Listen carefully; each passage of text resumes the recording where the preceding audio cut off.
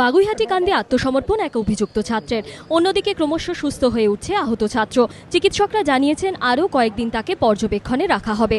বাগুইহাটির বেসরকারি স্কুলে সোমবার সহপাঠীদের মারে গুরুতর আহত হয় এক দ্বাদশ শ্রেণীর ছাত্র। আশঙ্কাজনক অবস্থায় তাকে মল্লিক বাজারের একটি বেসরকারি হাসপাতালে ভর্তি করা হয়। বুধবার রাতেই দুই ছাত্রের বিরুদ্ধে বাগুইহাটি থানায় অভিযোগ দায়ের করে আহত ছাত্রের পরিবার। এরপর মঙ্গলবার সকালেই বাগুইহাটি থানায় আত্মসমর্পণ করে এক অভিযুক্ত। এদিন দুপুরেই তাকে বিধাননগর জুভেনাইল কোর্টে তোলা হয়। ঘটনায় যথাযথ প্রশাসনিক পদক্ষেপের দাবি করেছেন আহত ছাত্রের বাবা। আমরা কি চাইছি আর তো যে ছেলেটা সুস্থ করে বাড়ি নিয়ে যায়, এটা তো মেন আমাদের এখন এই মুহূর্তে সবচেয়ে প্রায়োরিটি এটাই।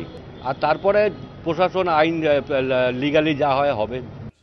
অন্যদিকে চিকিৎসকরা জানিয়েছেন আহত ছাত্র এখন বিপদমুক্ত। তার অবস্থার ক্রমশ উন্নতি হচ্ছে। আগামী কয়েকদিন তাকে পর্যবেক্ষণে রেখে তারপর ছাড়া হবে। এদিন নতুন করে ওই ছাত্রের সিটি স্ক্যানও করা হয়। চিকিৎসা চলছে, ও চিকিৎসায় সাড়া দিচ্ছে, তো অ্যাট দ্য মোমেন্ট এখন ও আউট অফ ডেঞ্জার। ঘটনার পরই অভিযুক্ত দুই ছাত্রকে সাসপেন্ড করেছে স্কুল কর্তৃপক্ষ। যদিও স্কুলের ভূমিকা নিয়ে প্রশ্ন তুলেছে আহত ছাত্রের পরিবার। হিন্দল দেও, জয়ন্ত পালের রিপোর্ট, এবিপি আনন্দ, কলকাতা।